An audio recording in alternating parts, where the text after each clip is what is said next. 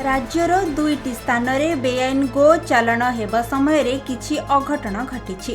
खोर्धा सहर बरुणेई पहाड़ पाखरे बायपास रोड रे एक मईंसी बोझेई पिकअप गाड़ी धरा पड़िथिबा बेले तार किछि समय परे किछि गाई गोरुंकु गो चालाण करी माने रास्तार चलाई चलाई नेउथिबा समय रे धरा पड़िथिले। सेहिपरि मंगलवार राति समय रे मयूरभंज जिला उदला ठारे एक गाई बोझेई पिकअप भ्यान भारसाम्य हराई ओलटि पड़िथिला। फलरे गाड़ी रे निया लागि जाइथिला, जद्वारा गाड़ी भितरे थिबा गाई मानक मध्यरु 4टी गाईंकर मृत्यु होइछि।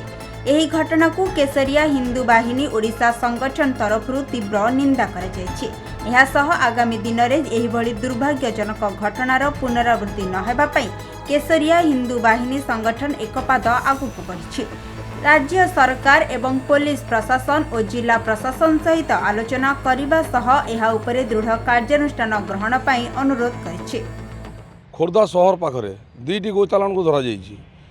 प्रथम तो गतकाली संध्या समय किछि गोमाता को चले चले गोचालानकारी माने नेकी जाउथिले। स्थानीय लोकों को माध्यम रे सेठी उद्धार करागला। स्थानीय लोक तांको अवरोध करी गोमाता को उद्धार कले।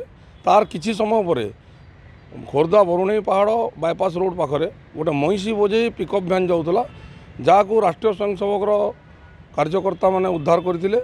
आगामी दिन रे आसंता काली ठारू आमे गोटे मिशन रूप रे सरकार को विभिन्न मंत्री मान पाखक जाइए ए बाबद आलोचना करूँ, दाबीपत्र देवु, गोमाता को केमती सुरक्षा हो पार तापर आम पदक्षेप नापे नवेदन जनइबू। वर्तमान घटना रहा गतकाली जो 4 जन गोमाता जीवंत दग्ध हो गले मृत्युवरण कले दोषी दृढ़ कार्यानुष्ठान दाबी नहीं केसरिया हिंदू बाहिनी जनाऊँगी। राज्य सरकार जिला प्रशासन पुलिस प्रशासन को आम नवेदन करूँ यथाशीघ्र दृढ़ कार्यानुष्ठान ग्रहण करा जाऊ। भुवनेश्वर कपिलास बेहेरा रिपोर्ट, खबर ओडिशा।